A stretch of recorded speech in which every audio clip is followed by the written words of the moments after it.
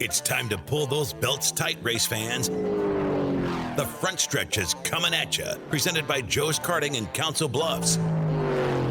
Now, here's Dan Taylor and Dirk Houston.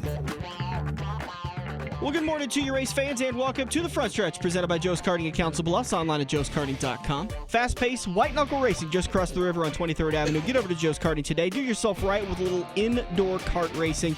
You can enjoy every single lap of at Joe's Karting for an affordable price. Remember, joeskarting.com for more information, hours, pricing, all that kind of fun stuff. joeskarting.com. Today's show, we're going to recap the results from Auto Club Speedway. We have a lot of NASCAR news to get to, including a huge story coming out of Daytona earlier this week. That's kind of a little bit of a joke because there's a bigger story that came out of Auto Club. But we'll talk Auto Club, we'll talk news and notes, we'll even get some local stuff in there. Andrew Kosiski, driver of the number 53, is going to join us in turn number 2. Hunter Weber is going to join us in turn number 3. And then we're going to come back and we're going to get you set for the day of racing action. Dirk, this is our final show before the presumed kickoff of the 2020 dirt racing season in this area. Presumed, because Mother Nature can always mess that up a little bit. The Farmer Almanac says we got one big whopper of a snowstorm yet to do in March. So just so everybody knows, I'm not making that up. That's them farmers with their almanac. The Beatrice Spring Nationals coming up next weekend. I believe a Thursday, Friday, Saturday show, and I wish I could get out there, but we've been requested and approved to come out to the World of Wheels car show. So our Saturday and Sunday will be spent out there. So maybe I'll run over there on Friday and just see what's happening, because that race, when it gets in, is just a madhouse of cars. And I think the last time it happened might have been 2 years ago. I know it obviously got canceled last year, but I think 2 years ago, and they had somewhere in the area of like 300 to 350 cars. Yeah, I actually haven't been down to that race since the late 90s. So... and anymore, it's probably going to be too cold for me if it's below 60. Yeah, it'd be a great time to have your Carhartt on, which, by the way, if you don't have any, you can head to Red Oak Fabrication in Red Oak, Iowa. I know that you can go to stores in places here in Omaha or maybe in your town, but Red Oak Fabrication offering great deals, great-looking Carhartt, quality American product.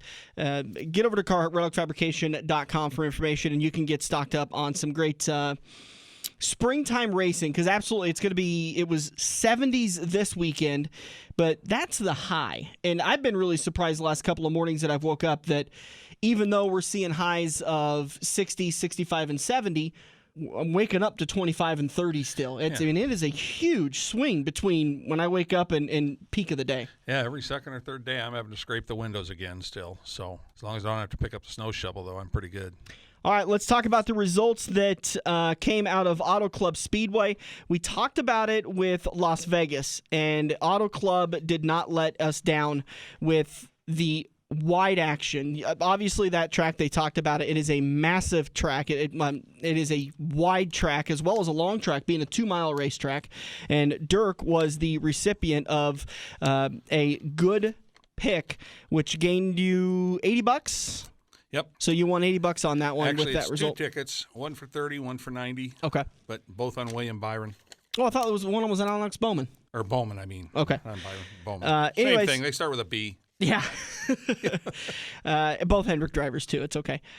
So a good race. I was pleasantly surprised with this. I turned the TV on and started watching the race, and I thought, oh, God, here we go again.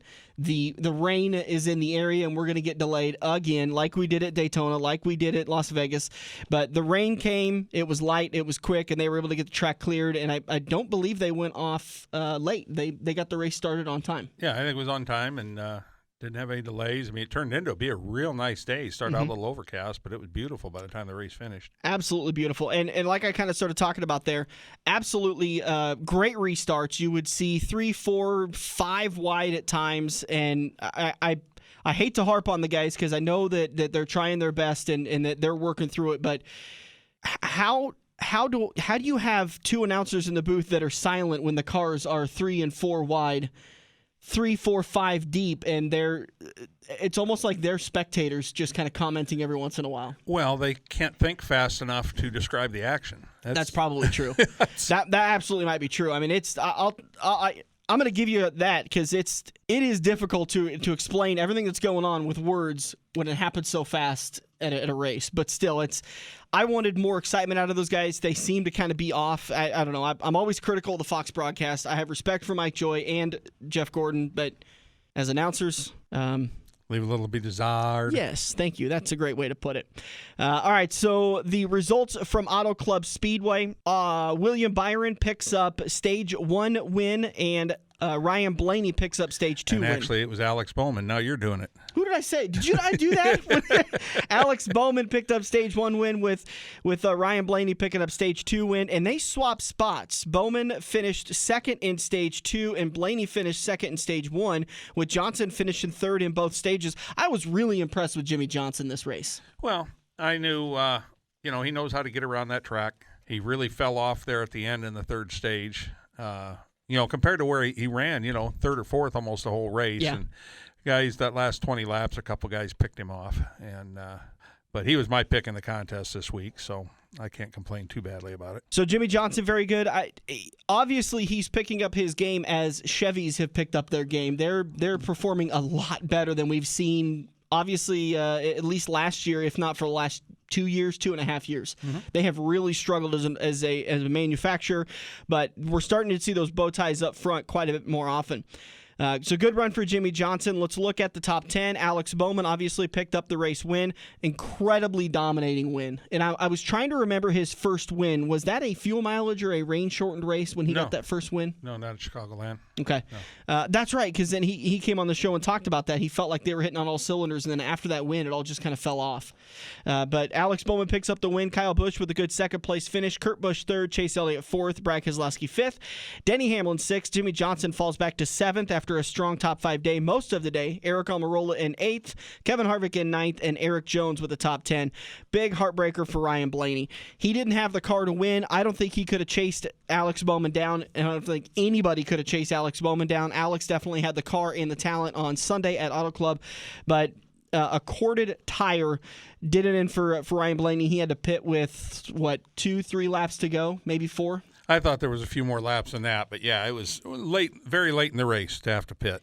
My pick for the weekend, and Ryan Blaney ends up finishing 19th, and the post-race interview, I found a little bit confusing. I think he tried to cover up that he was upset because I can't remember if it was Parker Kligerman or whoever ran over to him and said, obviously showing frustration when you got out of the car, and he said, no frustration there, it's just something that happens, but you could definitely tell he was disappointed. Oh, yeah. And I don't know if it feels a little bit deeper than disappointed. I mean, he was heartbroken. He had a good second-place run going, and he gets relegated to 19th. Well, like I said, I don't think he had the car to win, but second place to 19th really sticks in your craw. Yep, that it does. It's 17 points difference, plain and simple. And for the guy that was leading the points going into the race, and that's kind of 2 weeks in a row. He doesn't get he's leading at Vegas. Mm-hmm. When that late yellow came out with 6 laps to go. Could he have held off Alex Bowman? I don't know in Vegas, because Bowman was really coming hard. But would his car got as wide as Newman's? Probably. And, it's anybody. So it's 2 weeks in a row where, a first or second place finish has avoided him. Yeah. And the good news is the stage racing really helped him, because if this had been pre-stage racing, simply you get the points where you finish, he'd have gotten, 21 points? Somewhere in that vicinity. Instead, he walks away with 37 points. So not a bad points day for him. I know disappointing because he had a very strong car, and he's looking forward to some strong finishes. My pick for the day, I absolutely cursed it. Kyle Larson. I thought did well at Auto Club last year. He's good at those wide tracks, running the high side, works well at this racetrack. Let's take a shot with Kyle Larson. And unfortunately, Denny Hamlin, who is apparently one of his good friends, got the memo that I picked Kyle Larson and decided to put him in the wall for him.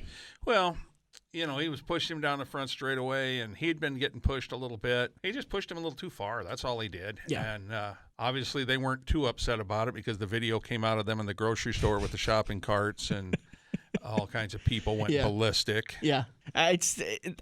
I found it kind of funny. I mean, I don't know if I was Kyle Larson, if I'd have been that happy about it. I mean, I don't care if it's my friend or not. I mean, you wrecked my car and you made a mistake, but I don't know. I'll never be in that situation. I thought it was kind of funny and obviously Kyle You thought be? it was funny. You want to be? We can go out on the interstate, and I can stuff you in the guardrail. And I'll pass. then we'll go to the grocery store. I'll pass. Thanks, though.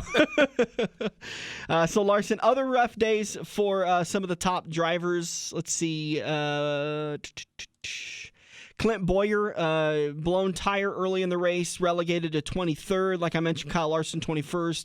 Ryan Blaney, 19th. Ross Chastain, another good day for him, another strong day, but just kept making mistakes. And I'm sure that those are going to start to add up and really start to frustrate him, or maybe he's just getting them all out of his system for a big run. Yeah, it's hard telling. I mean, when you're splitting your weekend up like that, and you're running for a title in one series and helping out in the other, it's a little tough to take chances. He's not wanting to wreck the car and stuff like that. So, trying to take it easy and go fast at the same time is real hard to do. Let's talk about some of the NASCAR news and notes now that we're wrapped up with the results from Auto Club Speedway. Still to come in turn number 2, Andrew Kosiski is going to join us. Then turn number 3, Hunter Weber will sit down with us. Those both were interviews that we did at separate times down at Quaker Steak and Lube. We got to say a big thank you to those guys for letting us come down and do interviews and enjoy the scenery and the wait staff and the food and the beer and the yada yada yada And the water. And the water. Andrew and Hunter coming up still, and then in turn number 4 we'll get you set for today's race at Phoenix Raceway on Fox at 2:30, and we'll also kind of preview the week of racing to come. Obviously, the big news coming out of NASCAR, the announcement, was that on Monday or Tuesday? That was on Monday, right? The wheel announcement, the lug nut announcement, the lug nut. Monday came out of NASCAR on Monday, and it was leaked by Nate. Why can't I remember his name? Nate Ryan. Nate Ryan of NBC Sports was the original one to leak it, that NASCAR had decided and was soon to make the announcement that they were going to be moving to a single lug nut for their pit stops in the Cup Series in 2021. NASCAR then came out and made the full announcement that, yes, they had decided that after several tests, they had decided to switch to a single lug nut. I was thoroughly surprised at the backlash online. I mean, you and I kind of went back and forth a little bit. I know you had some arguments. I fought with a couple of people. I really read this and I thought, well, that's an interesting change. Read the headline and then I read the article and I thought, okay, that makes sense. And then I turned on social media and all day Monday, I was just like, why does it matter? Help me understand. Why does it matter switching to a single lug nut? Well, again, my big issue with it is as far from stock as you can possibly be. And everybody, hey, these stock cars aren't stock anymore. Yeah, but now there's not one car out there. If there was one car on the road that had a single lug nut, I could say, okay, you know. They've had the same wheel and tire package. Obviously, the tires change from week to week compound-wise, but same size rims and tires and stuff for a long time. Even the crew chiefs don't like this deal because now they can throw their wheel and tire or their tire thing with air pressures and stuff out the window. Starting next year, it won't mean anything. Well, but didn't it mean that anyways because they were changing the tire size? Yes. So but my point, it was already out the window, wasn't it? My point, that part didn't have to be changed. Yeah. And from what I've heard from two different sources, since I got on the phone this weekend, and I told you who I talked to. I've got a friend that's a Chevy engineer, and I've got another crew chief buddy that I talked to. And according to them, this was the first test with the 18-inch wheel on it. And as I said to my buddy today, I said, well, that seems like they wasted the first 3 tests then if they didn't have and that kind of the wheels and tires. Well, maybe it's the first test with an 18-inch wheel, but they made it sound in their statements and in their articles that they had tested an aluminum wheel prior to this. Well, if you were going to go out and test, why wouldn't you test with what you were going to change to? Yeah, and maybe it's the only thing I can think of off the top of my head is that they're still in the process of securing dealers, I want to say, for parts and pieces. Vendors for parts and pieces.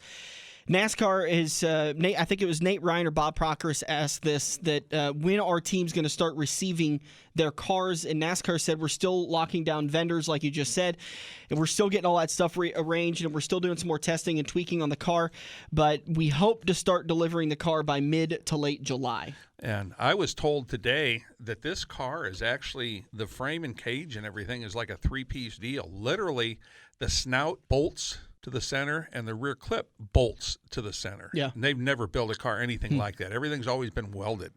But now, now you don't have to cut the stub off and re-weld a new one on. You just cut some bolts or undo some bolts if you bend it and put some new bolts on it. He just said it's nothing like they've ever had before. It's completely different. Coming back to the change. So to my understanding, the timeline of this is that NASCAR has done several of these tests. I believe prior to the Auto Club Speedway test with William Byron. I said William Byron, not Alex Bowman, right? We got that right? Right. Okay. Byron tested this weekend and spun out. Prior to that, they had tested the car 3 times. Austin Dillon tested it at Richmond as a Chevrolet driver. Joey Logano tested it at Phoenix. As the Ford driver. No, he wasn't at Phoenix. He was at Homestead, I think. Is he at Homestead? And I think it was Eric Jones tested for Toyota, and I think that was at Phoenix. Okay. I might have those last 2 mixed up, but 3 different makes, 3 different drivers, and now the rotation's coming back around. So William Byron back for Chevy, tested it at California, and is the first driver to spin out in the car, and from what I understand, he didn't hit anything. Right. So coming back to the tire, NASCAR had made this announcement, boy, was this last year? Oh, yeah. We they were talked going to about be this last switching summer. to an 18-inch aluminum wheel because a lot of factory cars are running 18-inch wheels. To be more stock appearing. And after doing some testing, they had discovered that when using an aluminum wheel, we're not sure if it was in an 18 or a 15, but having one loose lug would create 30% more damage to the aluminum wheel. No, it would make the wheel 30%. It would degrade the strength 30%. Right. Okay. It's not doing any damage. It just makes the wheel weaker. So it makes the wheel weaker. And we all know, how many times do we sit there and read the post-race penalties? Not we all, but us and people within the media read the post-race penalties of so-and-so got a $10,000 fine. It's 1, 2, maybe 3 people almost every race. Yeah, it's almost every race somebody gets a lug nut. And that's just one inspection. You would wonder how many of those penalties would be handed out if every time we came off pit road we inspected all the tires to make sure 5 on, 5 tight, all that stuff, that these loose lugs are an issue. So I think NASCAR looked at it, I'm assuming here, that NASCAR looked at it and said, well, these guys aren't getting all 5 on tight right now. We're seeing evidence that it's causing damage to these wheels, so we need to make a change. And my argument with people online, and not argument but conversation, is that, yes, absolutely, there isn't a single factory car out there that's running a single lug. But this is a safety thing. There's not a single factory car out there that has roll cages and halos and actually there are, but not like NASCAR has. Right. That's a safety thing. To me, I dismiss this as saying it's not a big deal because this is a safety thing. When they decide they need to switch to this, it's not because they want to look like IndyCar. I think of anything NASCAR would not want to look like another sport that is kind of rejected by a lot of NASCAR fans. I think they want to stand out and look on their own, which is probably the reason why they haven't gone to such a different style body or such bigger deals. I think this was a safety deal, and for me, that's it. I'm really surprised at the backlash online. Well, I've been, again, talking to people and trying to figure stuff out. One thing I haven't seen yet is where anybody has posted in an article that it's a billet aluminum wheel, which means it's carved out of a chunk of aluminum as opposed to a cast aluminum wheel. The billet wheel would be a lot stronger, but I haven't found that yet. I'm thinking it should be, in the interest of safety, which is why they're using the 1 lug nut instead of 5. Right. But you and I had a simple discussion about the lifespan of these wheels. And steel wheels are dated for 2 years, just to let you know. Okay. Well, they may be dated for 2 years, but teams obviously are not using them for 2 years. They don't use them when they damage them, but yes, they do. Okay. I'm just repeating what NASCAR said. The goal is, with these aluminum wheels, that teams will have the ability to use them multiple years rather than multiple races. That's the quote right from John Probst from NASCAR. So I can only repeat what NASCAR tells me. Well, John Probst is trying to sell his product, but it's not his product. Come on. The racing is his product. This NASCAR. Is the same thing I get down with other people. Now you're just flat out calling NASCAR liars. And I know you've had your run-ins with NASCAR on a personal level, and I give you a pass for that. I'm just telling you right now, I talked to a Chevrolet engineer and a crew chief that is active in the sport right now, and they both tell me the tires are dated for 2 years. So Aero, the guys who make the current tires, say they last for 2 years. And Goodyear looks at them, And every time they do, and if one does get tweaked, like the times when you hear them, they say they got a lug nut behind it, and they had to pull the wheel back off. A lot of times that'll tweak that center of that wheel, and that car will shimmy when it goes back on the track. When Goodyear gets that wheel, the next time they mount a tire on it and try to balance it, it won't balance. That wheel's gone. Yeah. If they run a flat tire down on it, and you see the tire kicking out sparks all the way around the track, that tire's gone. A lot of tires don't last one race, or wheels don't last one race, let alone 2 years. Right. But the shelf life on these tires is 2 years. They're not throwing them out every other race.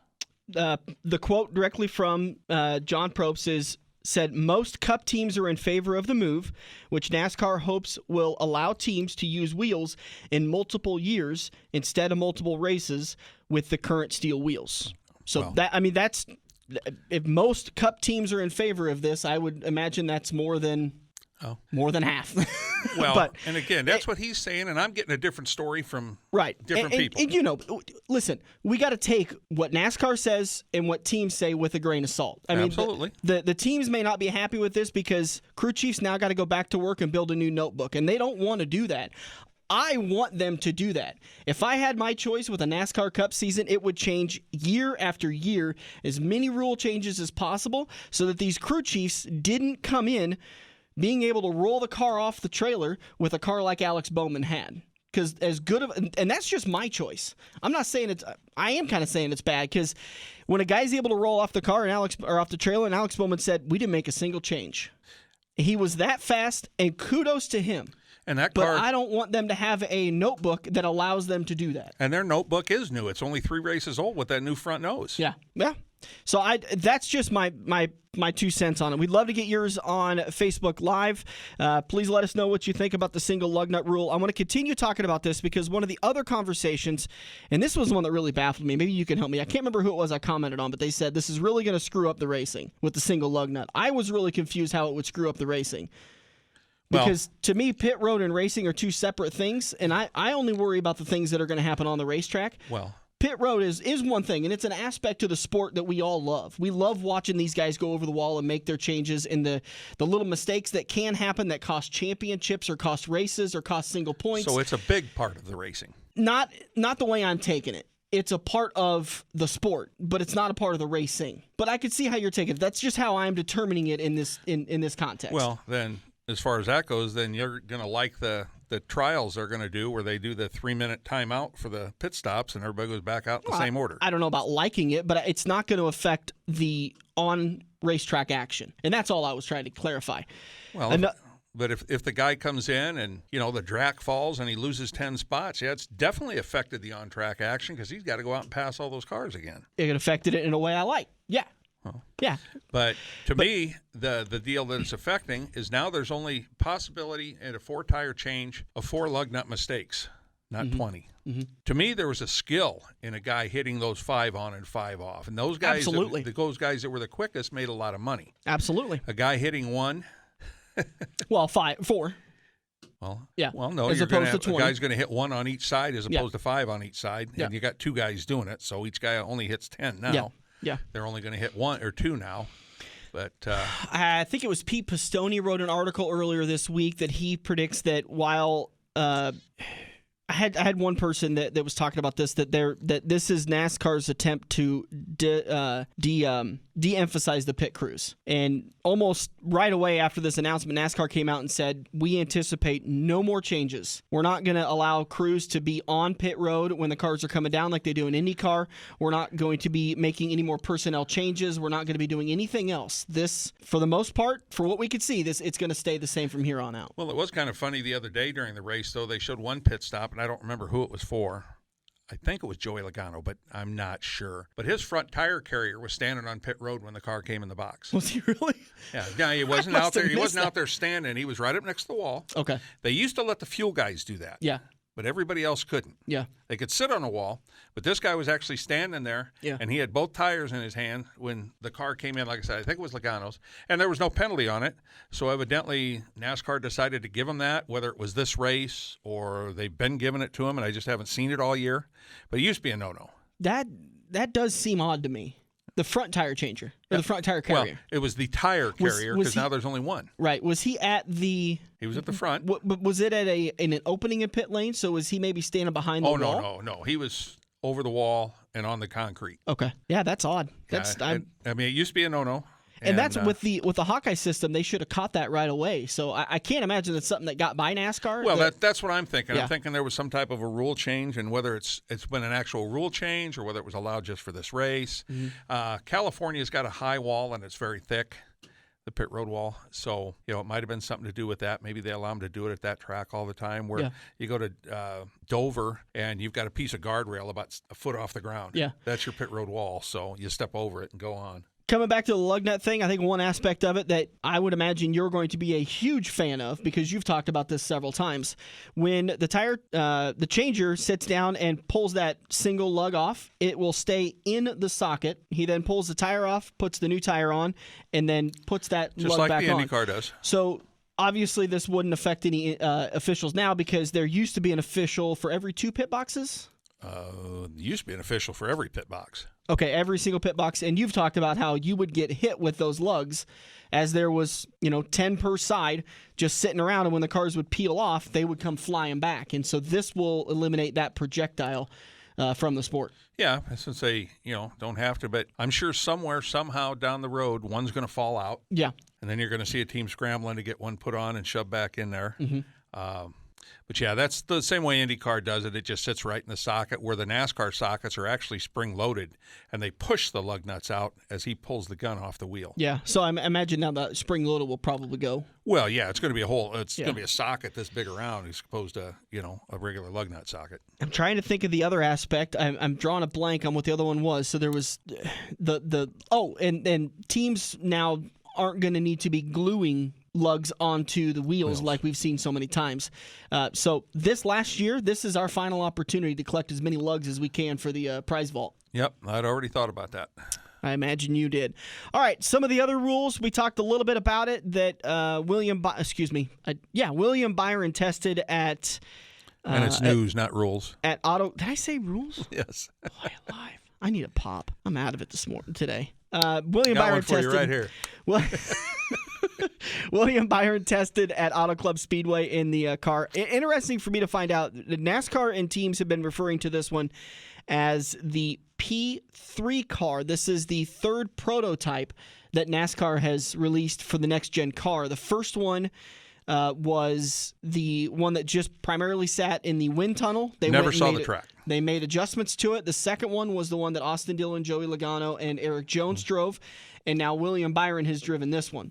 A couple of the things that I thought was interesting that they pointed out, teams were having some issues with being able to work on the car, not having enough space. And it's kind of funny to me. These are things that when you throw it into a design CAD onto a computer and then throw it into a wind tunnel, they don't pop up like that. But then once you get it out in real-time testing out on the racetrack, then teams are like, hey, it's hard for us to change this shock. It's hard for us to make this adjustment. It's hard for us to do that. So with this new prototype, this third prototype that William tested, they made some adjustments to it. And I can read this verbatim if you'd like. Well, I was going to say, I already read it. The biggest one that I saw was track bar. That they couldn't get at the track bar to change it. They said it was just a nightmare to change it in testing. So they made an adjustment on that. And that is something that is pretty regularly changed during practice before a race. Oh, yeah. So that was the big thing.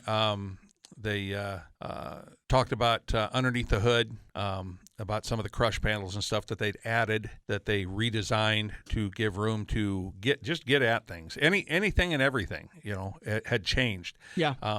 Like I said, with these cars being so completely different, the one thing with the car being as different as it is, and nobody's going to have to go out and buy new hubs, because the hubs for this car haven't even been built yet, Yeah. So the other hubs and stuff will still be able to be used in Xfinity cars and stuff like that. The actual cages, though, I think the only place they can go, is ARCA. Really? So that's some more information on the latest next-gen car. I don't believe they've announced when the next test is going to be, but they said they got some incredibly good information, put 300 miles on the car over the 2 days that they tested at Auto Club Speedway, and they're currently reviewing all the data. And he was the first one to spin out. Yeah. William Byron was. Although that's kind of funny how that, I don't know, there's conflicting stories. NASCAR said it happened later in the test. Williams said it happened early in the test. He said that after racing at Auto Club in the current gen on Sunday, that the issue that popped up was that he was able to power through the back end coming around in the old car, and he said he had very little warning that the back end was coming around, and it just went. And so they're probably looking at the data to find out what caused it, and to maybe not do that, because that would be terrible if cars were breaking loose that quickly to where drivers couldn't handle them. Well, they do break loose at certain tracks, but obviously at this track that hasn't been an issue with the old car. So, and at the other tracks it might not have been an issue with the new car. Yeah. So. Moving on to some more NASCAR news, Hall of Famer Tony Stewart announced he's going to be competing in the Xfinity Series race at Indianapolis. Confirm this? That's the one they're going to run on the road course, right? That is correct. They are running the road course this year, and according to my Chevrolet engineer friend, he's about 99% sure if this race is anywhere close to a success that you will see Cup on the road course at Indy next year. All right. So Tony will be in the Xfinity Series race at Indianapolis Motor Speedway on July 4th for Ford Mustang for Stewart-Haas Racing. Obviously, Tony is an Indy native and raced quite a bit at Indianapolis. Big I can't believe he's not driving for Penske, though. That's just amazing. Or Junior. Why would he when he's got an Xfinity team? Somebody else paying the bills. Why do they all drive for other people? Big kind of questionable one. I was really surprised to see this. I wouldn't really say questionable, but I didn't see this one coming. NASCAR announced that the Busch Clash will be ran at the Daytona Road Course in 2021 on Tuesday, and then the Daytona 500 qualifying will be held on Wednesday. Also, this Tuesday night race on the Daytona Road Course will be under the lights. And I think you're going to say Super Bowl Sunday. That's why they moved the race. The qualifying part, I don't know about. Okay. But probably because of the two different tracks. Yeah. But, yeah, they moved the race to Tuesday night because it's going to fall on Super Bowl Sunday, and they don't want to fight football. Right. And another odd thing I found in this story was that for the Busch Clash in 2021, they're going to run the current gen car. They're not running the next gen car.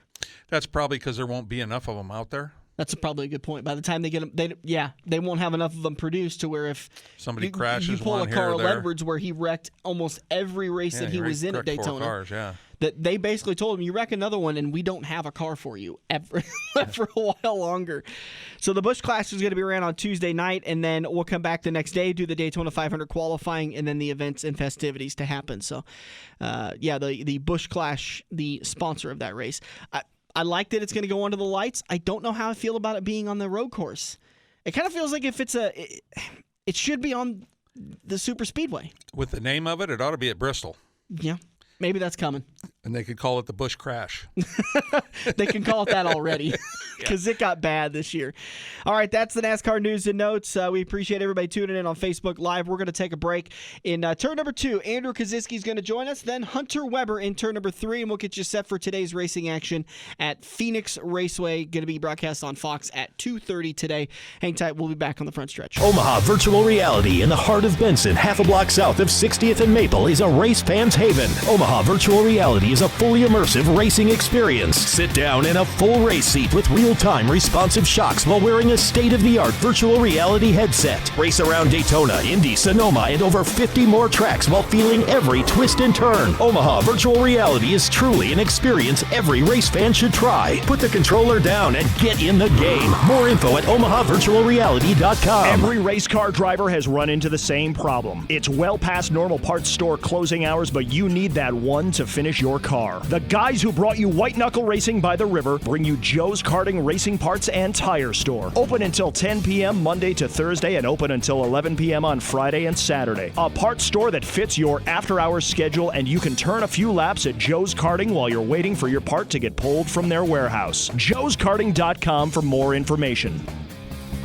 Powder coating your chassis seems like a luxury until you spill nearly anything on it and watch as the paint drips away. That's when you'll wonder why you didn't take advantage of Red Oak Fabrication's high-quality, durable, and beautiful powder coating for just $275 on a bare chassis. From simple base colors to glitter-line neon colors, a powder-coated chassis from Red Oak Fabrication will give you a much more durable surface that your sponsors will love seeing in Victory Lane. Email Jordan F. at redoakfabrication.com to book your time. We're hooked up in turn 2 and still showing the green flag on the front stretch. Welcome back to the front stretch. Time for another Red Oak Fabrication interview. Don't forget, you can get your chassis powder coated for just $275. That's a bare frame.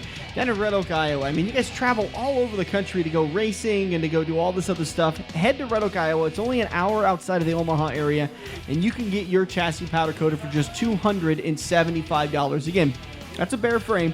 If you need to have it sandblasted or reworked, it's going to be a little bit more man hours, but still incredibly reasonable. Just get a free estimate today. Jordan F. at RedOakFabrication.com. You can also go to RedOakFabrication.com for more information. Yeah, you waste a couple hours, but you get it done at half price. Absolutely. I was thinking about this too. I was like, well, while you're down there getting your chassis powder coat, you can go to the Carhartt store and you can head up one of the bars. Well, the problem is that the powder coating takes like a day because it's got to warm up, then cool down. We need to get the motel down there as a sponsor then, too. RedOakFabrication.com for more information on what they could do for you for your powder coating. And not just race cars, classic cars, bits and pieces, farm equipment. Go-karts. Whatever you need. We're talking to a guy who seems to be becoming a regular on the show because, well, it's just fun to have him on the show. Andrew Kosiski, and man, you made quite the storm just a couple weeks back with the award ceremony and some speculation on maybe some new merchandise coming to the Andrew Kosiski 53 Racing line.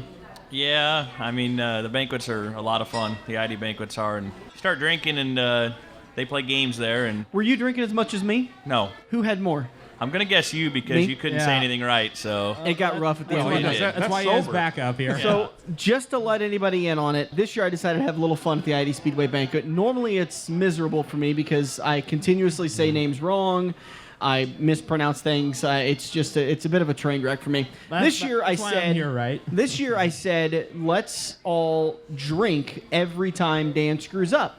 Everyone must have missed the let's, as in the group of us, because I think the Ramseys in front of me were drinking, but that was about the only people that were drinking on the regular with me. We were trying to keep up with you. We would miss it sometimes, but we had our own little contest over there. What was the contest? Can I know?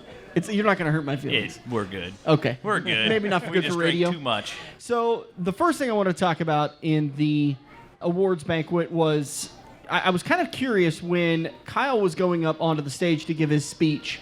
And you snuck over there and kind of jumped on the microphone. Do you remember what you said? Oh, 100%. Yeah, okay. No, I was good. I just to try to liven things up. Burke's always been a major rival of ours, and really everybody in the series because he's always been the dominant one. But I truly think he's not going to win it this year. So just wanted to kind of, hey, you know what? That probably lit a fire under his. We say, yeah. We can say it. Yeah. So absolutely. I mean, we lit a fire under his ass there, and hopefully he. Hopefully he's not too fast, but I think it probably did make him a little faster. But it's going to raise the competition regardless of if you're able to beat him, if Bill's able to beat him, Ben, Corey, whoever is able to beat him. Now they've stepped up their game and they got to find a way to beat him. But now he's going to be pushing a little bit harder because he wants to be the guy up there giving that speech again. Yeah, definitely. He and it's more this year. Everything I think doubled about in the points, or it's 10,000 to win or something this year. So I think it's going to be a lot tougher this year, and we got more people with the East Series. We're going to have more guys. I don't know if they'll all run the West, but we're all getting faster. What started the challenge? I think you started that speech with you and Jay Burdick were talking, and Jay's got odds on Kyle winning it, and you've got odds on the field. Was that how it went, or did I get it backwards? No, you're right. And me and Jay never even discussed it, so I was just hoping maybe Jay could make a. Well, me and Jay talked about it before, saying he goes, I don't think it's going to be Kyle's year, and I never said, hey, we can maybe put odds. I mean, he's a bank. Let's make some more money for Jay. Right, because that's what we need to do. Yeah. Actually, that is what we need to do with his whole. He announced the. Oh, what is it again? The new branch of Malvern Bank. The Dirt Track Bank. He's created a bank to where. For every, just to do round numbers, 1% of the money you put into the bank, into the savings, and it stays there, pays 1% to the person, to the account holder, and then 1% to the series. So the series, for every $100,000 in the account, could get another $1,000. I think you're 100% right. I I struggle with all that kind of stuff. Yeah. So I'm just repeating what he told us. I think you're about right, because that's kind of what I got out of it too.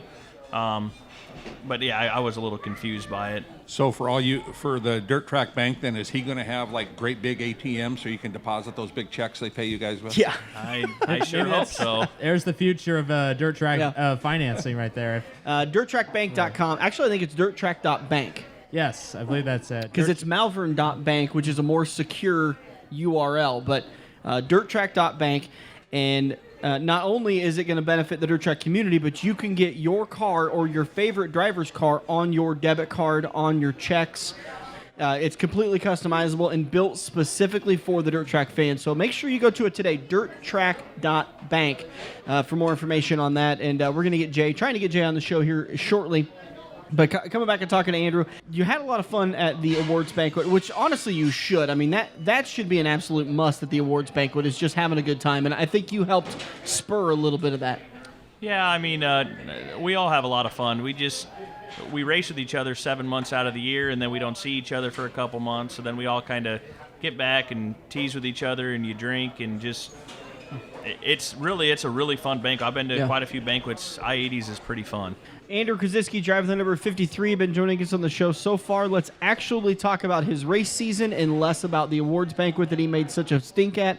7th in the Malvern Bank Super Late Model Series for 2019. I think a lot of that probably has to do with, I think you missed a couple of races due to an engine. I had, I think, 5 DNFs this year. Okay. I had 2 engine failures, 2 part failures, and had help on a couple of them too, but you know. Can I say tell more? I ain't telling more. I say he did pull off 1A feature win. He got one of the qualifying features during the spring meltdown. Can we get another beer? We need this guy to talk a little bit more. Oh, boy, here we go. Let's get some shots. He's not going to become the Burkhofer of the Malvern Bank Series. I'd probably pretty close sometimes, but yeah. Probably was at the banquet quite a bit. But 7th in points. Other than the DNFs, it's tough to tell yourself, take those out and analyze my season, but try to do that. Yeah, no, I had another good one, I think. The last 2 years, ever since I jumped in my Mars cars, they're just really comfortable. I mean, everybody might not be good in them, but everybody in the country runs good in a Rocket, and I didn't when I had them, so I just am comfortable, and I had 2 good years. I mean, I don't believe I was the 7th in points driver. I think I was better than that, and weekly I ran good, and I mean, yeah, we got 3 features. I was happy. So yeah. Plus, your short track game was a lot better from what I watched from Off-Road Speedway and US 30 Speedway when you guys went down there. I believe they picked up a podium finish. I think got 2nd or 3rd out at US 30. Finished in the top 5 out at Off-Road. So it's kind of like what I've seen from Bill Layton. You're good at I-80 Speedway. That program continues to get better. But over the last couple of years, your short track program has gotten to be a little bit stronger. I know last year when we went to Knoxville for the first 2 years ago when we went to Knoxville for the first time, your program was very strong on the big tracks, the 4/10 miles, the half miles. But it's good to see the bull ring side of things come into play and start to get better for the 53. Yeah, definitely. I-80's always probably been my top track. It wasn't when I was younger, but now it grew to be, and I just know how to get around those a little easier. But yeah, the bull rings, I had to just had to get more comfortable and be more aggressive. Them small tracks it's slower, but you got to be up on the wheel a little bit more. The restarts are incredibly important. Oh, definitely. I mean, you can gain and lose a lot, and when you do that on a short track, it's hard to get them back. Yeah. It seems like after about 2 or 3 laps, when everyone gets up to speed, it's a lot harder to pass. Yeah, definitely. And on the bigger tracks, you can gain some ground because there's more space to maneuver.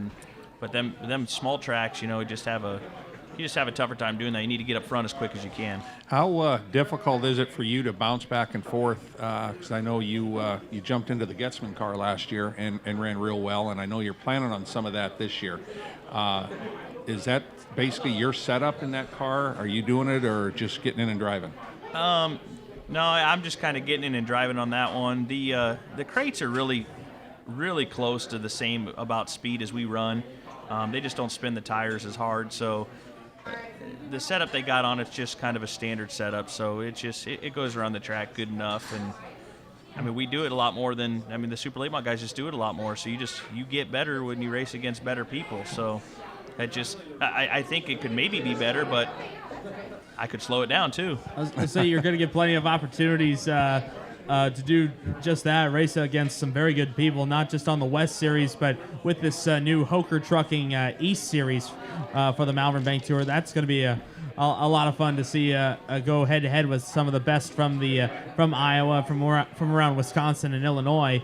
But one of the perks of being on a touring series like the Malvern Bank Series is getting a chance to expand your horizons, seeing new racetracks. And last year we visited 3. We had Marshalltown Speedway in April. We visited Stewart International Speedway in Stewart, Iowa in June.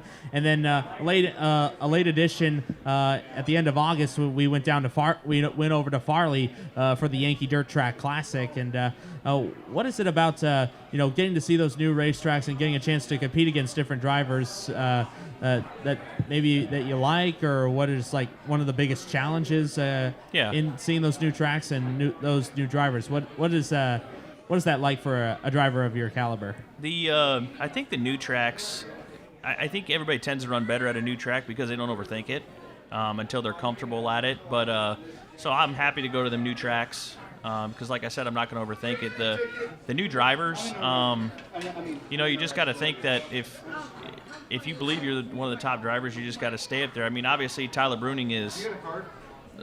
He's a Lucas Oil racer. I mean, he was going to beat us, but I mean, I think that the Nebraska guys are still the toughest. I mean, yeah, in Knoxville we didn't run as good, but I think once we get comfortable racing against some guys more, they'll notice that we're better drivers over here. During the Silver Dollar Nationals, there's always seemed to be at least 1 or 2 Nebraska guys at least 1 or 2 that qualify for the show, but one of them that puts on a really good show and really contends for a good top 15, top 10 finish. Yeah, definitely, and maybe that could be us this year. I'm waiting for that time to come with them big guys, but I think Corey had a good run last year at Silver Dollar. Mm-hmm. Something happened, I think, on the first lap. Somebody spun him out, but he was real fast, and Bill was really fast. He won a heat. Ben's been fast in that deal. When you see new people, it's tougher, but just don't overthink it. They're just like us. And this year is going to be even harder because, I mean, it's tough enough with being an 80-lap feature to kind of figure out how to pace yourself and not burn the tires off, not burn the engine down, not knock the wall down like several drivers have done over the last 10 years. But now you've got to go an extra 21 laps, which doesn't seem like a lot, but that's a lot more times around I-80. That's a lot more turn, and it's a lot more wear and tear. I think them guys are more mentally prepared. 25 laps for them is nothing. For us, it's the whole race. So I remember the year that I've made it twice, and the one year I ran the whole thing, I was dead on 65. Lap 65, I was just dead. Yeah. And I said, boy, I don't know what the heck to do. And that was like 4 years ago, so I was probably in better shape then than I am now. And I'm just like, wow, how am I going to do 101? I've been at Planet Fitness quite a bit, but I don't believe it's going to help. Probably more keg stands will help. So you're going to get I know you're going to get a little bit of practice because actually in 2020, the West Series in the East, we have, I believe, 2 50-lap features for the 2020 season. We have I believe the Miller Lite 50 to kick off that speed week over in Marshalltown, and then of course we've got the Yankee back on the tour as well. That's another 50-lap feature for 5 figures. But with the extension of the schedule, you get a chance to run a few more races, get more laps underneath you, and then of course you get a few more chances at these bigger races, 50 laps or 30 or 45 laps. What does that do for you as a driver as you try to work your way towards these bigger national events? I mean, I got the Show Me this year. I got Knoxville this year. There's dogs barking in the background. That's pretty cool. Yeah, it's kind of... Somebody threw a bone down. Anthony's going after it again. Sounds like I'm at home itself. But yeah, no, I lost my train of thought. That's okay. We got a race to Show Me this year, and Silver Dollar, Knoxville. I mean, I'm blessed. Carl Getchman at All Makes Collision got us.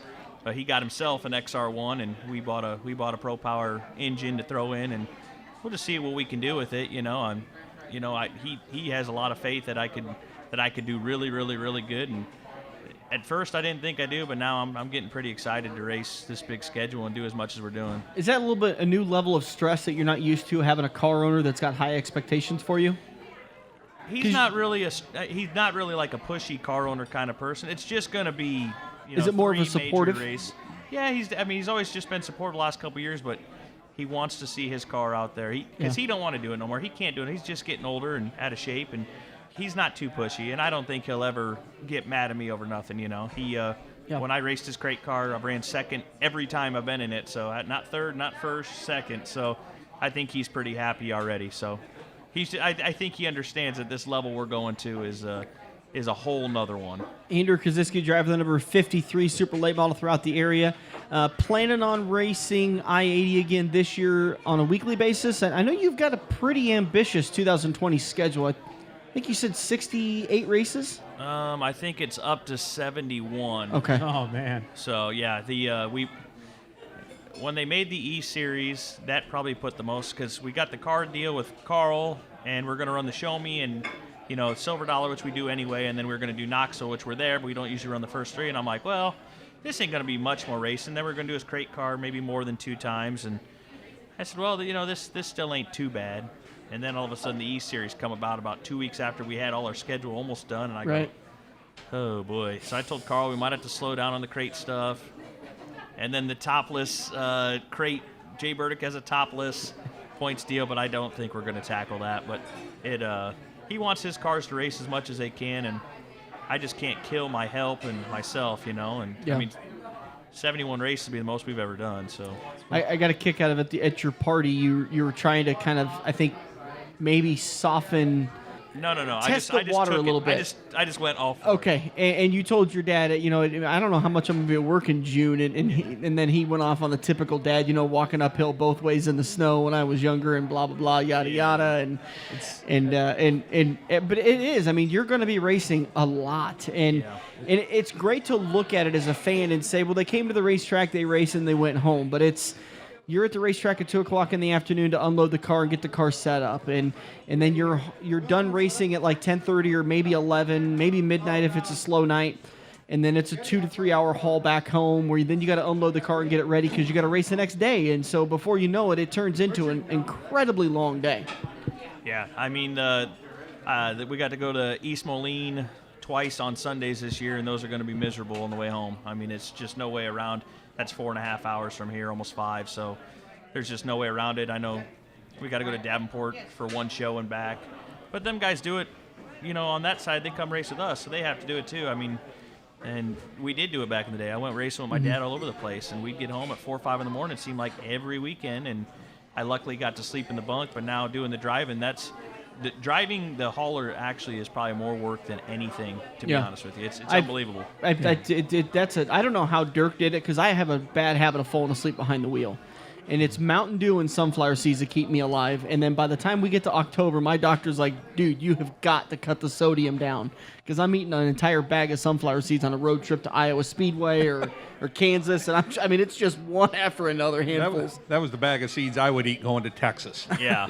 He eats that going to Des Moines. What was yours? Yours was M&Ms and... M&Ms, 1 pound bag of M&Ms and a 1 pound bag of seeds. And that was the road trip there and back. So half a bag each way. But I'd eat the seeds for the first half, and then I was getting on the sugar rush to stay awake the second half. It's kind of hard to find those balances, whether you're on the track or on the road. Try to, and then of course when you're managing such a busy schedule, it's hard to find that median where you want to get as many races as you can, to possibly better yourself and get more chances to improve, but at the same time you don't want to overextend yourself to where it doesn't feel like fun or anything like that. And then on top of that, all the traveling to and from the racetracks and to the shop, it's tough to manage all of that, but racing's kind of like that. It's about trying to find all those medians. Yeah, my father-in-law, he's my engine guy, and he's a lot of help, and he's already picked out races he's not going to go to because he can't miss that much work. And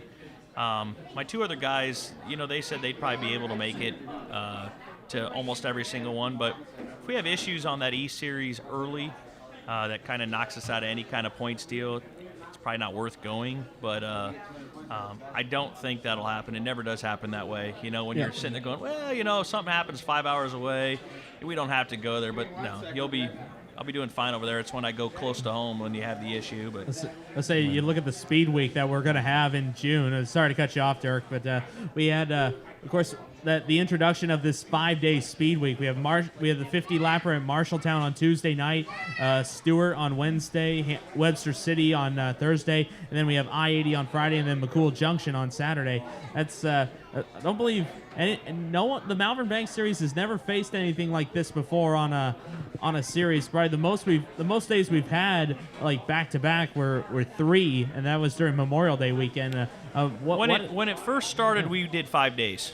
We did 5 days a lot. We did do it when the first couple years started. How does a driver prepare for a week like that? You actually feel more comfortable by the end. You know, if you don't have issues, like last year I had I think a 3 or 4 day swing, and I crashed a car and I think I blew 2 motors in them out of them 4 days, and it was just like I want to be done. But usually by the time you're done with that 5th day, you're real comfortable in the car, and they made it to where we don't have to travel too far from track to track. Yeah, Marshalltown to McCool is a long ways, but that's over 5 days of driving. So, but it's not going to be that big of a deal. And of course, couple of those tracks you has had success in the past. Of course, your former track champion over at McCool Junction. Of course, multiple crate wins over at I-80. So, it's good to see. Maybe does that add to the comfort level when it comes to a week like that? If you're going to racetracks that you know pretty well, that you can win at, and does that kind of make the experience a little easier on you? Yeah, definitely. Anytime we go to I-80, we're all happy. We get to sleep in our own beds. It's only 30 minutes away there and back. We're always excited we get to go there because it's closest to home. Oh yeah. And you can always pray for rain. Yeah, we can. You always hate to say it, but there's always that point in the race season when you're laying there and you're thinking, oh, what I wouldn't give for a rain shower right now. And it never comes. I know, it never When you're on a roll, then it wants to rain, and you're like, come on, I want to keep going. I'll say this last season, we couldn't keep the rain away. A long schedule, and I wanted to kind of talk a little bit about the race party that you threw together, because I don't know, maybe I'm just gushing a little bit too much, but I thought that was a great idea. And I think it worked out really well for you. It was an opportunity to be able to raise funds for the race operation in 2020. And like we've been talking about, you've got a very ambitious schedule in 2020. A lot of the guys over in Illinois, Jason Fager and Bobby Pierce and a few of them guys, they do race parties. And we struggle finding sponsors over here. And I mean, I'm not the only one. We all do. Mm-hmm. So I just thought, if we could get other people to want to come in and, at 10, 20, 30 bucks at a time, want to help out. Mm-hmm. And, we made a little money. We didn't break the bank by no means. I mean, we didn't even buy enough fuel to last us for the season. But I mean, it was. But it's more than you're gonna have last year. Right? Yeah, it's something I didn't have last year, and it was a lot of fun. Talked to a lot of people. I've met people that I didn't even know, and it was just a lot of fun. Jesus, who was the girl with the lady from Cheryl? Eastern Iowa? Cheryl? Was it Cheryl? Cheryl is a diehard late model race fan. And she loves her some moonshine. She was... or apple pie, whatever it was. Apple pie! Did she come to Did she go to Farley for the Yankee weekend? Or? Oh, yeah, she was there. She goes all over the place, and she's happy to go. And I remember her from I-80 from the Silver Nationals. Oh, wait, she was the one with the helmet, right? Was she the one who got all the drivers to sign the helmet? Or I don't know. I don't know if Cheryl did or not. I'm probably thinking of someone else. But. Yeah. Did you regret doing the race party when somebody paid the $25 to put Oklahoma University on the roof? He promised me that I shouldn't lose a race because Oklahoma don't lose, and I said, well, they always lose the big ones. But I don't think he quite understands. If you could win 60 out of 70 races, I mean, that's like. Well, I mean, he's an Oklahoma fan, so how much does he really understand? Somebody put LSU up there, and I mean. Somebody put starter suck, and I mean, it was just a bunch of weird stuff. Who was that? Gee, who was that? I bet you it's probably a sprint car guy. Cheryl had the initials DP. Yeah, I think the best part about it is when Cheryl was sitting there and telling him, "Well, you have to start him up like a lawnmower," and he was dying. He thought he was gonna fall over. He was so mad. Everyone was laughing so hard. She was giving him such a hard time because she goes, "Oh, them damn wing cars! They go around 3/4 of a lap, and then somebody spins out. And we gotta pull out the push trucks and get everybody going again and wind up the engines." And she was letting him have it. We had a lot of fun. But that was a great time. I had the Wild West Shootout on TV. Yep. And on the big screen, and then just great food from Old Smoky Barbecue and beer. By the way, you finished the beer, right? We I was concerned about that. We did it the only way I know how to finish it. Oh man. With a keg stand. We had anybody that wanted to do a keg stand do it until it was empty, and I'm so glad I left when I did. All I know is I saw that one dude. That guy was up there. I have no idea who he was, but he was up on that keg for a friend of mine, 45 seconds. I think maybe? he got close to 40. Yeah, was I a told him he long had to time. do it for over 30, and we wouldn't let him back down, and they wouldn't quit pumping. So he just kept. He was going to die, I thought. But Truly the Burkhoff or the Malvern Banks series. Oh, my God. Here. Great opportunity. You're going to do it again next year, though? I think the This plan year? is to do it. Yeah, next We'll year. Smoke You is all about doing it again. Beer City's all about giving us beer again. I just hope it's bigger. You know, Yeah. it was we planned for 200 people, and then the week of we're like, oh my gosh, we might get 300 people. Yeah. And then it turned out being about 150. Yep. Well, the weather didn't help. Weather didn't help none at all, and a lot of people said the parking lot looked like it was too full. They didn't want to come in, and it just, a lot of weird excuses. Well, and there but was, we had a I know blast. I saw some people parking in. For God's sakes, people, can we get our parking figured out in this country? No. There's 2 yellow lines. You park between them. You don't go over them. Hold on, between them? Yeah. Oh. I Yeah. thought you tried to cross And them. if you have a Parallel. big giant dually, you go and park at the end of the parking lot where you take up the least amount of space. I mean, there's rules to it. People's parking just piss me off. Yeah. Yeah, the Anyways. lot had plenty of room when I got there. Because everyone was And heading out at the time. Dirk showed up at the end. Me too. Yeah. I got there at 10. He texted me and he's like, "Hey, where'd you go?" And I'm like, "Man, I peaced out. I was done. I was exhausted." We had a lot of fun. I that ate night. way too much food. I had so much potato salad. That was unbelievable food. The beer even was good. Everything about it was good. I had a blast. I really think we'll do it again. Great ambition for 2020. Best of luck to you. I know you got a big, ambitious schedule lined up for you. Going to be trying to run both series for the Malvern Bank and the Hooker Trucking series. Both series there. Running I-80 Speedway as often as possible for the weekly series. I'll run all of it. And then running a couple of races for Getchman's car. Yep. That's the. It's a whole lot of racing, so we'll. I think it can be done. I mean, back in the day, we used to race 23 times at McCool, 23 times at I-80. That's how what weekly was, and then we still ran Malvern Bank and specials. So I mean, I think the most I ever done was like 50, 54 or 55, and granted that was crate stuff, so the maintenance wasn't as tough, but. We're going to check back in with Andrew after 43, 44 races and see how it's going. Your dad's over alive. Your dad's over there laughing, thinking I did that know. by June. Yeah. So I can probably vouch for him. I'll probably be seeing him on both tours this year. Yeah. So we're gonna head back into that. We're gonna take a quick break, but before we do that, let's thank all those great sponsors you got on the side of that 53 car. Yeah, definitely. Like I said, I got to start with All Makes Collision. He's stepped up the last 2 years, and he put so much faith in me, him and Tracy, and Darren, his crew guy, is going to come over and help a lot. Certified Transmission's been with us since 14, and we do a lot of business with them, so he helps me out there. Omni Inventive Care, that's my little sister works there. And I love that story. She said, Andrew, if I can get my boss to sponsor you, do I not have to ever work on the car? And I said, that's totally fine with me. I got to thank Select Auto's been with me since probably about 14 or 15 too. His wife's not doing well right now, so he's not 100% sure on what he's doing, and I can respect that. New one on board this year was Super Clean. We're going to start small with them and then eventually grow, but to have a national company on my car is big for me. You're the first local driver to get them on your car. Yes. It's like I said, it's not big yet, but do you expect a major company to dump Yeah. a boatload of money into your... You got to build it. Yeah, so I want to thank them. I want to thank Chris Mars and Jimmy Mars and AJ up there at their stuff. Dennis Murphy, he helps me out every chance we get, and he lets us sit in a suite at Knoxville. Obviously, Kosiski Auto Parts. They pay me to work for them, and my dad, like I said, helped me buy that motor this year. So it's gonna be a big year, and I can't do it without them. And I had 2 other people actually approach me today about possibly sponsoring, but you hear that a lot. And if anybody else wants to, we are available. Andrew Kosiski Racing53.com, right? Yes, AndrewKosiski53.com. We got an awesome Facebook page. We almost got 2,500 likes, and people might not think that's a big number, but you go look at a lot of other people, that's a big number. Yeah. So, and and we're up to date on it all the time. Joey is on it every single night. We're mid-season. Our website's unbelievable. MSR Mafia does an awesome job.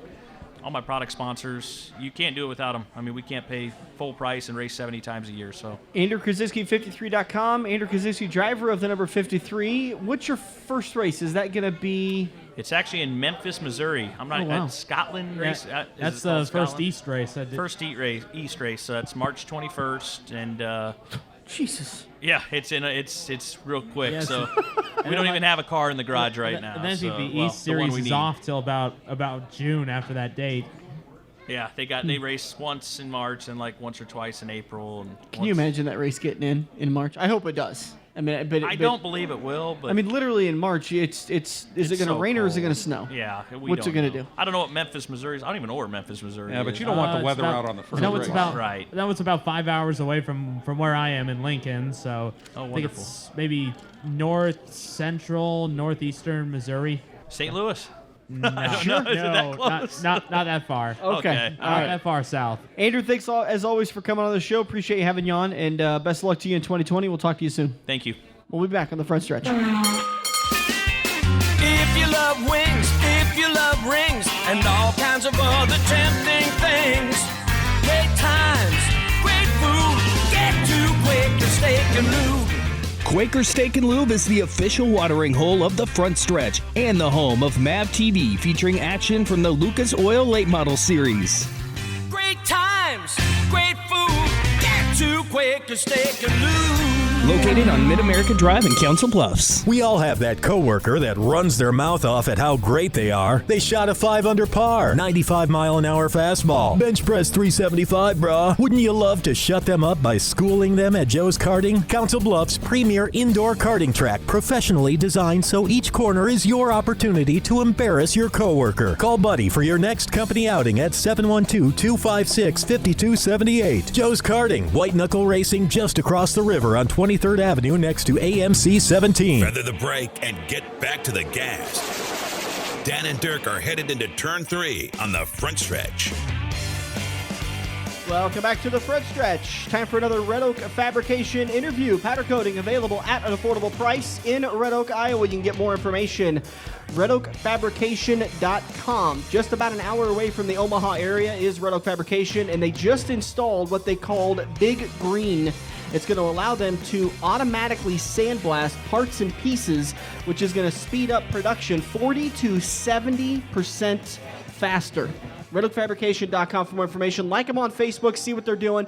Powder-coated chassis, just $275. From a sprint car chassis, a modified chassis, a late model chassis, does not matter. $275 for a bare frame. I'm thinking a little bit of a discount maybe for a go-kart. Possibly a go-kart. By the way, our buddy Nick Dice took a bunch of those go-karts from Tuxedo over there and had theirs powder-coated. So we appreciate Nick and his support of one of our great sponsors, RedOakFabrication.com. Jordan F. at Red Oak Fabrication for more information. Do they have the summer lineup for Carhartt out yet? I believe they do. You can find out more about that, RedOakFabrication.com/Carhartt. Great Carhartt store at their main location in the heart of Red Oak. I want to say it's like 3rd and Grimes is where that is located. It's in their shop, but really cool location. Great merchandise available. I only think of Carhartt as a summertime or as a wintertime thing. You know, nice thick Carhartt working jackets like I believe Hunter Weber's wearing right now. But they've got some great summer apparel, boots, work gloves, all sorts of great merchandise. Joining us on the show, as I mentioned, former driver of the 12x2, Hunter Weber, joining us on the show. Hunter, good to have you, man. Good to have you on. Get a little stumbled up on your words. I need more beer. My alcohol level is too low. It's my brain's not moving quick enough without it. Only 7 o'clock. That's why we pre-record. No. Hunter, you've been around the area racing for quite a long time. Talk about kind of what got you started, because I know it's been a long time since we've gotten you on the show. Yeah, it's been a couple years. Yeah. Roughly 6, 7 years old. Got into a go-kart. Family friend brought one over, and it kind of tumbleweeded from there. Did your dad ever race? Yeah, Dad raced basically ever since he could breathe. Yeah. Drag race, street race. Obviously, everybody street races. Dirt raced. My Uncle Tracy, obviously those two, Tracy Weber, ran the street stock. A lot of Chevelles. So is Todd your God dad bless then? you. Todd is my dad, yeah. He only has to deal with Tracy every once in a while. Yep. I only give him a tough time. Tracy's a great guy. I like Tracy. A lot of fun, and he's always entertaining to get on the show. And I think we've had him on 3 or 4 times and maybe played one of the interviews. I think we've played him twice. I know there was one interview we did that never made the show. Yep. So you got started in go-karts, and it kind of escalated from there. Anything in the sport, compacts, hobbies, stock cars, anything like that? Nope. From go-karts into sport mods. Yep. That's a heck of a jump. Straight jump. Yeah. About 340 horsepower difference. Raced for a couple of years there in the 99W. Is that a family number? My grandpa was 99, raced a 32 Ford Coupe up in Houston Speedway in South Dakota. And when I transferred into go-karts, from go-karts into the big car, I took on that 99W. W for Weber. There are just so many 99s. Right. Well, it makes sense. Good deal there. And then last year, was it just last year, in 2019, you raced the 12x2? Yep, we ran the Superior Electric 12x2 Harris Modified. So what was the 12x2 number origin? Kind of funny story. The car owner and his fiance, both of their favorite numbers were 12. Okay. They were trying to have a conversation what number for it to be, and 12 times 2. Yeah, so they couldn't figure out his 12 or her 12. Right. So which 12 made it on? Do we That's do why we they not put know? them both on their 12. Still by hasn't 2. been decided. Yeah. Still hasn't been decided. Yes, one person it's their 12. Yes, the other one it's their 12. Good year in the modifieds. Are you happy with it? I say it was a good year. We pulled off Rookie of the Year, missed a couple nights. We went to Denison on a Friday night, and on the way back, I was all by myself. Figured I'd go see what I could do, and we blew up the transfer case and the pickup on the way back. So I didn't obviously make it out that Saturday night at Eagle.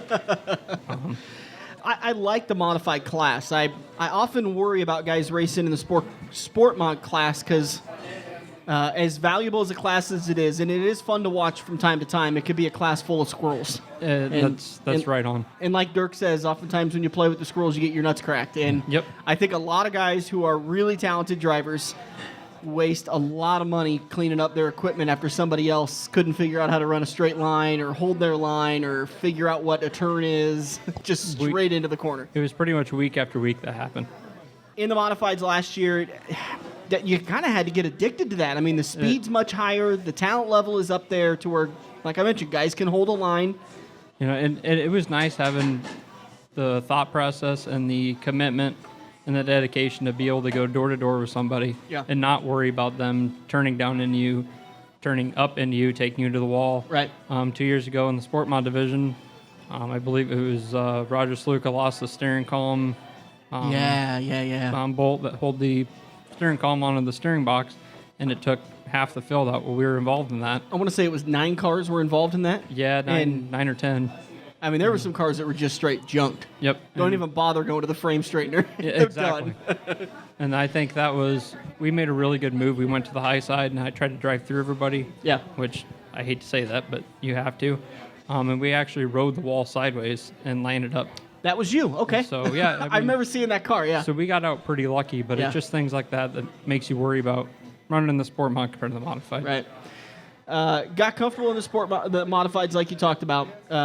What's the speed difference there? Is it twice as fast, half as fast? I really couldn't tell you. I never really focus on lap times. It definitely feels a lot faster, but then I think it's going to be a big benefit going back down into the sport mod because your reaction time definitely quickens up and you learn to be fearless. Yeah. The modified, you really got to drive it hard or it's not going to work. Yeah, you got to drive it on the edge. I do really enjoy how some of those guys drive it. I always joke that Bob Zobek drives like somebody just kicked his dog. Mm-hmm. And 100% of the time. Justin Gregg drives like that. And you're absolutely right. I could list off a number of guys that when that green flag drops coming out of turn 4 for the restart, it's you're absolutely right. And you've really got to get to the front. You got to get everything you can on those restarts. Mm-hmm. It can be a little bit savage, but at the same time, while somebody may push you into the corner to get you loose, they're not going to wreck you. No. I think they're in control of their car enough to where they can move you and not wreck you. It's a Dale Earnhardt intimidation. Hey, I'm here, and hey, I'm going to race you. They will wreck you if you deserve it. I mean, if you drive into them, they're going to drive back into you. Who was your hardest one to race with? Just somebody you had a tough time racing because they were that good. Well, 50-50. They're really, really good, and it's going to be Shane Hyatt. On the track, he was definitely a driver to learn from. Yeah. Off the track, he was always the first one over. without Shane Hyatt, we wouldn't have had as much success as we did this year. Awesome. That's one of the big things I love about racing is the community aspect. And it's so off-putting to somebody new into the sport that I'm out there competing against you, and I'm going to go give you advice on how to get better. Yep. And then you think about the other side of it, it's that if you're all of a sudden pushing Shane, A, maybe you can give him some information back to what you've learned, and B, it makes him better. Mm-hmm. So it's all about making your competition better so that you can continue to get better. And they don't have to go into panic mode when they try and pass you. You know, what's this guy going to do this lap? Is he going to push? They're going to be way tight. You know, I got to pass him, and I need to do it. So. And there was God, look at those onion rings. Are they walking around or what? I might have to order me some onion rings. Sitting at Quaker Steak and Lube doing interviews as we get to do far too often, enjoying the sights and the sounds. By the way, if all of a sudden there's this massively loud noise, it's the blender in the background. This is the loudest blender I've ever heard in my life. It drowned out a couple of interviews last time. But get to Quaker Steak and Lube at Council Bluffs. Appreciate them letting us come down and do some great interviews. Hunter Weber joining us on the show now. We've been talking a lot about his modified time and sport mod time. And now for 2020, you're heading back into the sport mods? Yep. The car owner doesn't want to be in the racing business anymore, which is completely fine. I understand. It's a big commitment from a business standpoint and a car owner standpoint. But I'm really excited to get back into the sport mod. It's the real unfortunate thing about the modifieds. It's really expensive. Mm-hmm. I mean, I think a good modified operation is going to be probably $40,000, $50,000 in the ballpark if you buy everything brand new. Right. And anything probably south of $25,000, you're not going to be able to get much better than fifth or sixth, no matter how good you are. That's one of those things. I've got my car up for sale for, well, I shouldn't say mine, but the modified up for sale. 12,000 turnkey, and it's got every Weir's nut and bolt on it, and it's just not selling. So I don't know if the car market's down or if people are just straight buying brand new cars. Well, don't worry, because the car market usually takes a big spike sometime around April or May when guys start destroying cars. Yeah. They'll start destroying cars, and all of a sudden the value is going to jump. Going into turn one that first night. Yep. And it's unfortunate to say that because I've had some people kind of mention to me off key, yeah, I saw that big pile up in the whatever class, and I thought, well, time to sell my old car. Yep, exactly. Time to get out of it. Sure enough, Monday or Tuesday, they'll get a phone call about that car they've been trying to sell for 6 months, and she's gone. I wanted to also talk about you've done what a lot of drivers have done in this industry, a little bit different though, to where you're dating a fellow driver. Right. Anna Scouten, you've been dating her for a long time now, right? 4 years now. 4 years. Been off and on a little bit here and there, as any relationship will be from time to time, but it's got to be difficult to manage racing and operate, being a racer, and then trying to also kind of be a young adult, a teenager, and coming up in the sport. Yeah, it's definitely a struggle because you got about 4 different lifestyles. Mm-hmm. You know, I'm an electrician. I've worked 40 to 60-hour weeks this winter trying to get the race car together, and then you got to have a dating life. You got to have your relationship, but then you've also got to let that relationship build stronger, not let the green flag tear you guys down. Yeah. There's a couple times where she is definitely going leaps and bounds in her success in her career. And she's flat out kicked my butt a few nights. It pisses you off. But, you got to be proud of her and support her in everything she does. Yeah. Does she stay away from you for the first half hour after she's done that? Yeah, a couple times. There's probably been times you've been watching her and she's messed up. Yep. And you know it. Do you tell her or Keep do you let... Okay, just checking. Keep your mouth shut. Talk about it a week later. That's... Okay, talk about it a week. Yeah, at the track that night's probably not the best time. Exactly. But it's also probably a good bonding experience because you two both have a passion. And I got to tell you, if both people in a relationship don't have a passion for the sport, it's rough. It's really tough. Hunter Weber, so you're going to be back in the 99W for 2020. Plans for the season? Where are you going to race weekly? Where are you going to race for specials? Beginning of the year, everybody asked me where you're going to race for specials. I tend to stay away from the first of the year specials. That's a good idea. It's too squirrely. Mm-hmm. I don't really have the time to put together a whole nother car. It seems like a lot of guys are driving over their head because they're so excited to get back behind the wheel and they kind of think they're Superman. What you are. Everybody should be. And if you're not that excited, you shouldn't be in a car.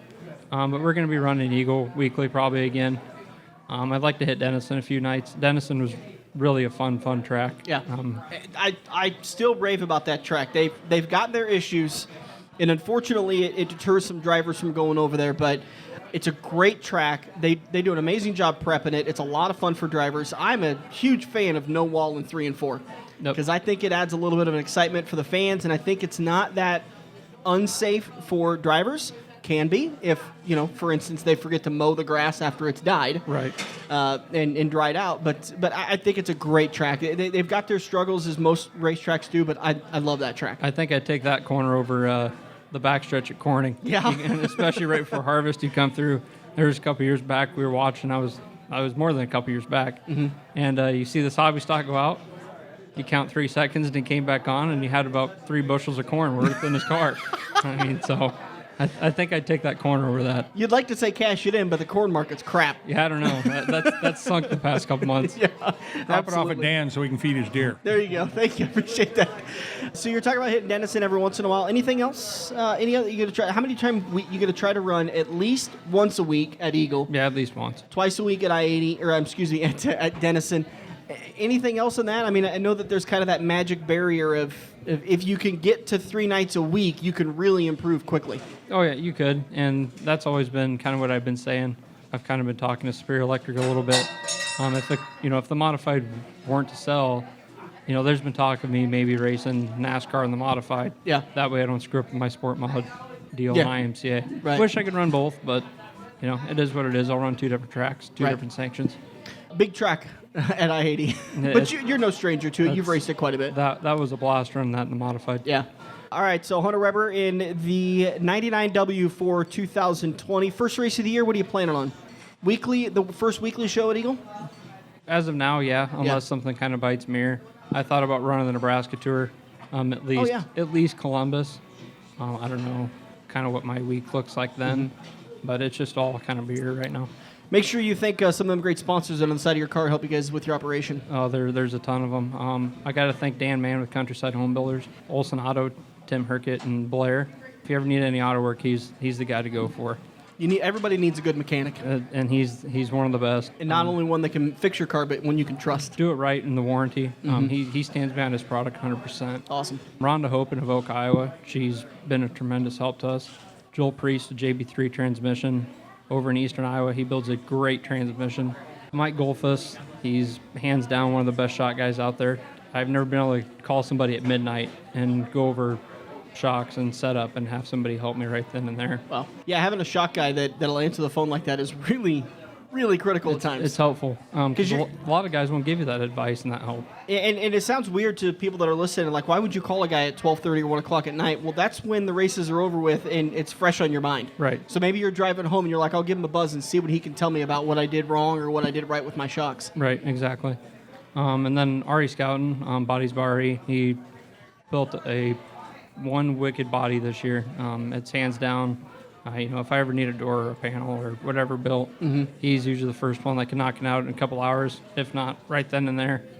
There's a ton of people I got to thank. Mom and Dad for allowing me to do that. The Scoutons for helping me in and day out. Superior Electric, once again, he's kind of helped me a little bit, let me off work, that kind of thing.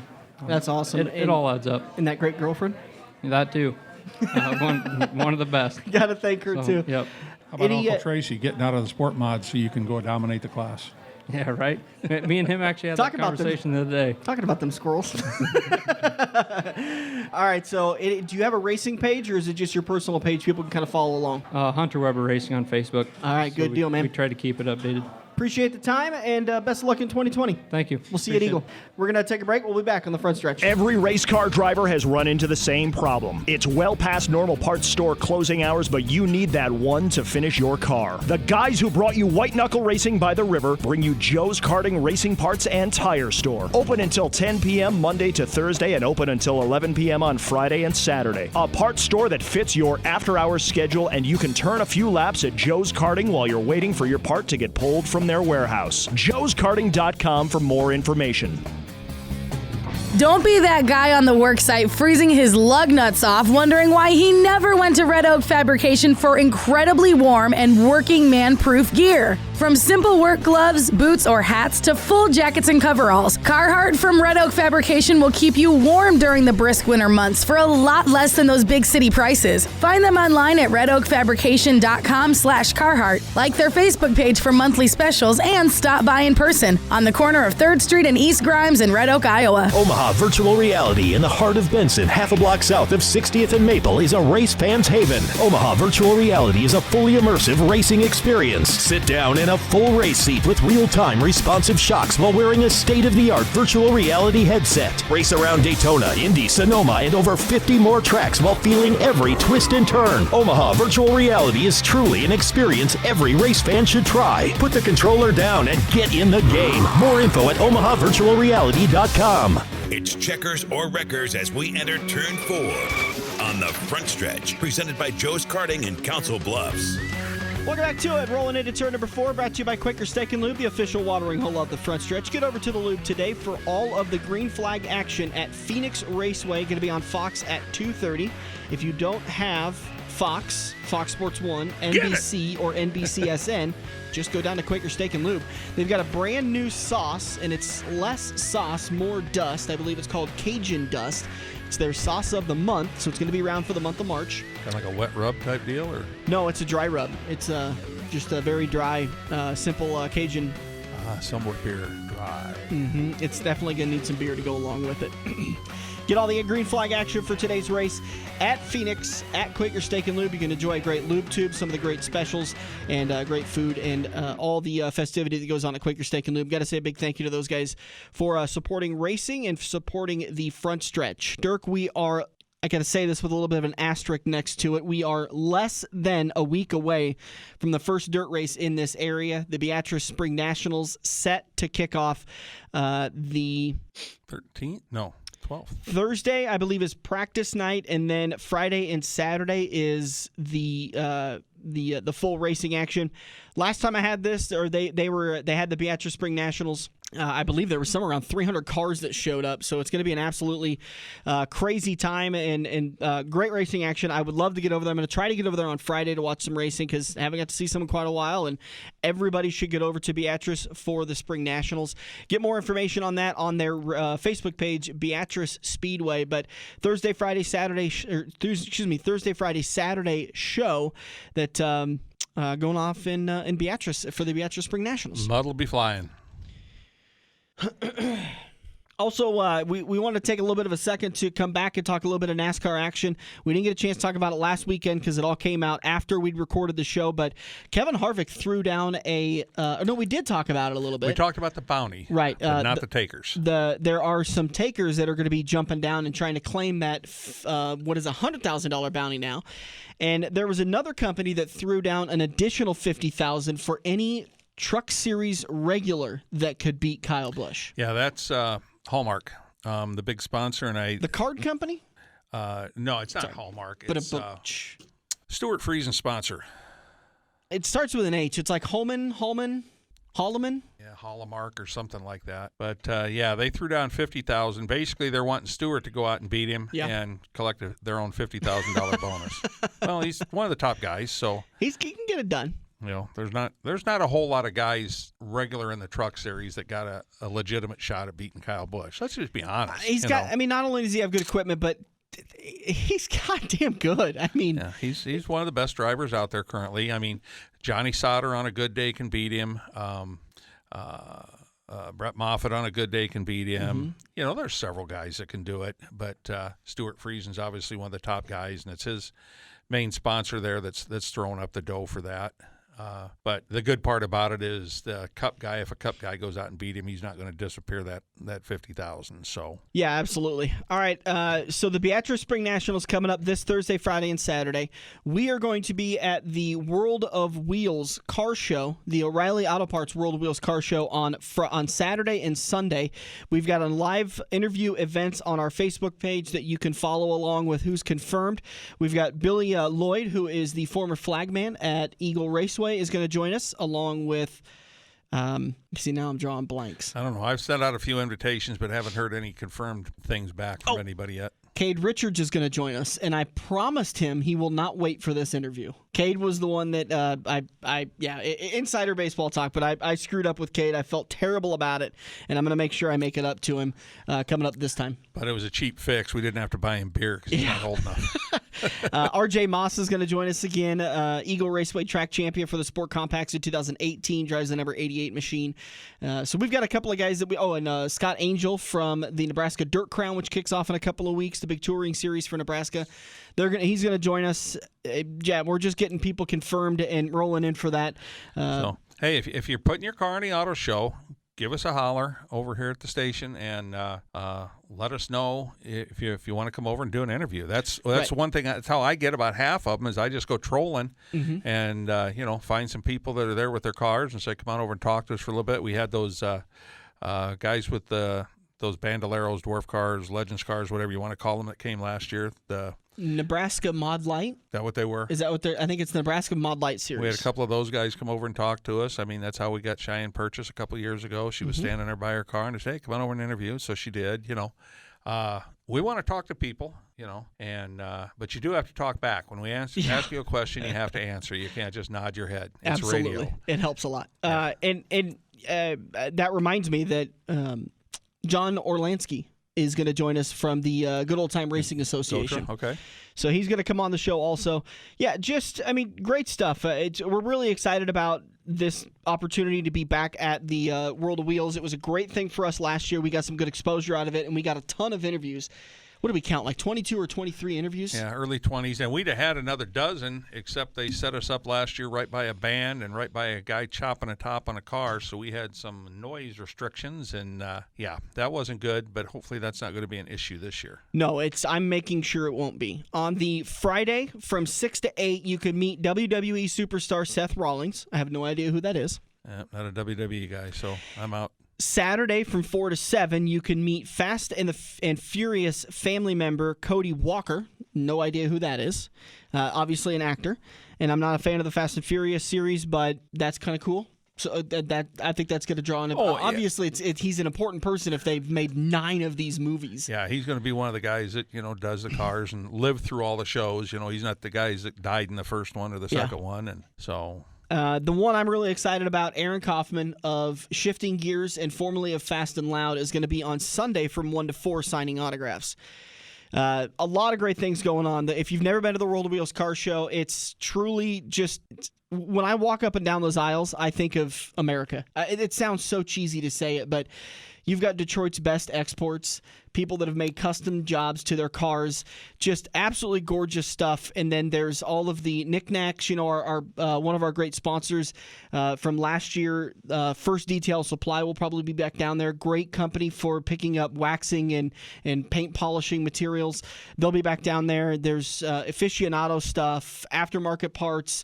A lot of great stuff goes on at the World of Wheels. Absolutely huge down at the CHI Center. Highly suggest you get your tickets, and you can get them at a discount at local participating O'Reilly Auto Parts locations throughout Omaha. You can get more information, worldofwheels.com, and then just go to the Omaha show for all the times and information. But we're going to be down there all Saturday and Sunday. It's going to be a long couple of days, so if you want to bring us a pizza, we'll be absolutely happy with that. Would you be okay with that? Yeah, that's actually what I took for my cold lunch last year, was leftover pizza. So you had Sarah make you some 12-pound hoagie. That sandwich was amazing, but a great time down there. So we're going to follow the 2 live interview events. We did one for Saturday and one for Sunday.